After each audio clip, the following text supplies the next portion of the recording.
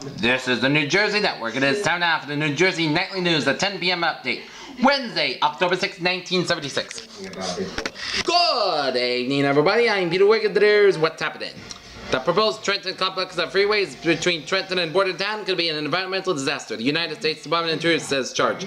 The department, in a blistering critique of the $175 million project, urges that the planned extension of Route 29 south along the Delaware River can be scrapped. It also says that the Interstate 295 stretch slated to traverse across Wicks Creek Marsh in Hamilton Township would be too environmentally harmful to justify. Instead of the missing Interstate 295 link, the department called for an upgrading of Route 130 and 206 to ferry traffic throughout the Trenton suburbs.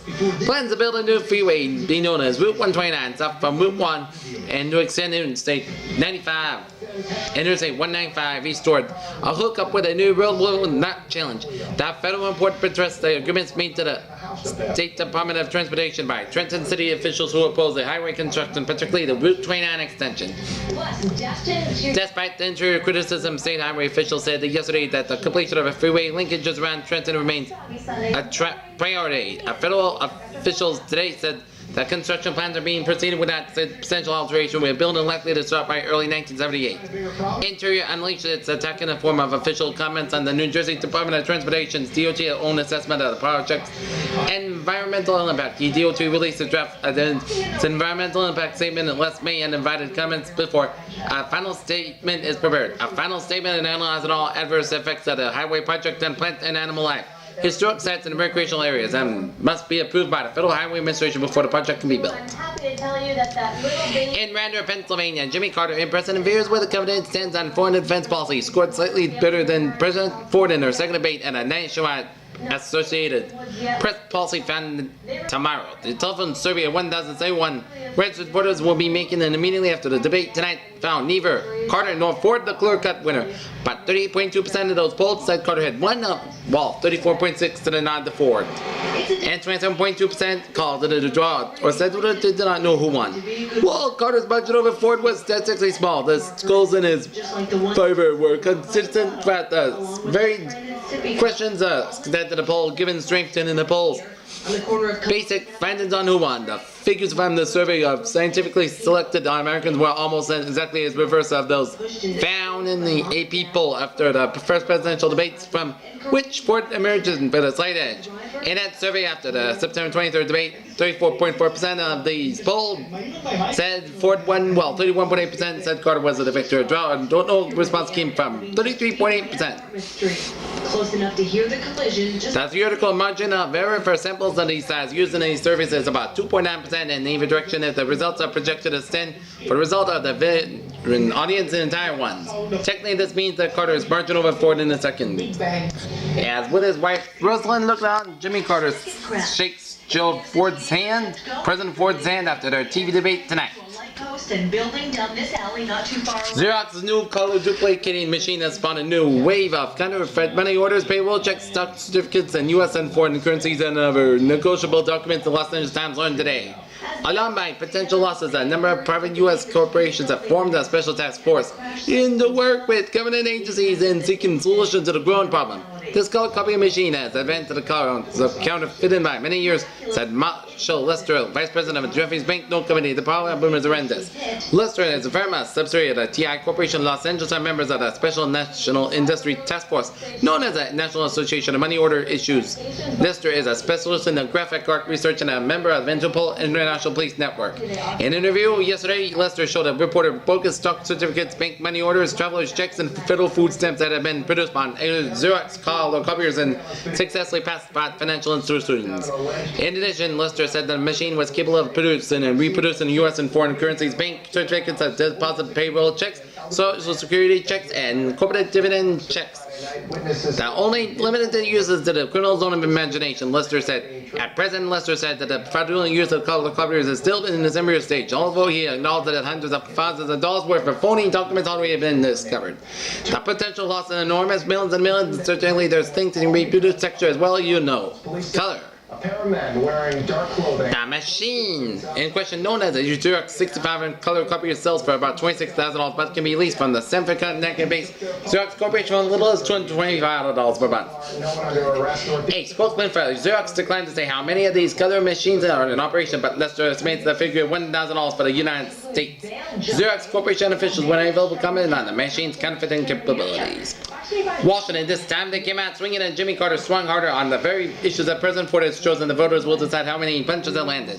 While the final impact was only become clear in an election 26 days away, it was evident that the second of the presidential campaign debate, Democratic Carter was on the offensive. President Ford's share of slugging to in his San Francisco rematch that was far more heated and contentious than the lead-off debate. Justin is a convicted sex offender. Once more than October 22nd, the debate that is not limited to a subject that one. Perhaps we'll get to the topics, perhaps people talking about things like Earl butts and racial slurs. Carter Playboy and Secret Lust are still unsettled in acquiring the Republican campaigns, finances, and in fourth old congressional district. Those matters are not coming up in open debate underground rules that limited in the subject matter. In San Francisco last night, the agenda was foreign policy and defense. Ford is one of his topics debate the first, since he considered them in a strong point, since the lead-off debate 2 weeks ago was on domestic affairs and the economy, supposedly heavy issues for Carter. On Friday, he left for his job. More than 2,000 off-duty police and firemen rallied in front of the State House for tomorrow and got quick results, if not total success. Governor Brendan T. Byrne will be telling cheer members of the police and firemen unions quickly that he will be supporting their demands for a law that would allow them to qualify for pension ever since after 20 years of service. Senate President Matthew J. Philbin promised the demonstrators that the Senate would be voting later tomorrow to approve legislation to force municipalities independent arbitration with police and firemen's representatives. Despite the encouraging statements from Byrne and Philbin, there was considerable doubt that the state. He hasn't returned. Justin was eligible for parole back on September 8th, so being at the halfway house meant he was in the Patrolman Benevolent Association and the Firemen's Mutual Benevolent Association, which state rally would give the way immediately. Senate Majority Leader Joseph P. Bertolino was known to be harboring some doubts about the binding arbitration bill in the Senate. Or the New Hampshire State Police want to hear from you. And in the Assembly, Municipal Government Chairman Vincent Pelliccia promised that the demonstrators only did what he would call for public hearings on the 20 and out pension proposal. Pelliccia has been holding a pension bill in the Assembly Committee since January. Robert Comstock Burns press aide explained that the governor's statement does not mean he supports existing 20-year pension proposals, but he supports the cost and wants to work out a compromise, Comstock said. Byrne, however, told the cheering demonstrators that they should be pressuring their senators and assemblymen to get the pension plan enacted into it. Exploding the myth about the pension plan. To the judicial opposition to the 20 and out pension plan has come from local government officials and their representatives in the legislature who feel the plan would be too costly for local taxpayers.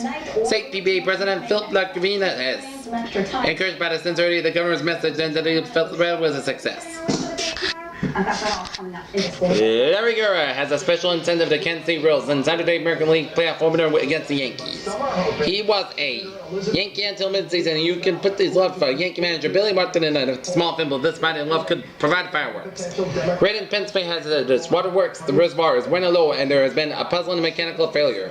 Two evidence that caused of water crisis in 13 months ago in Trenton, a state of emergency affecting its Pennsylvania city. And check this.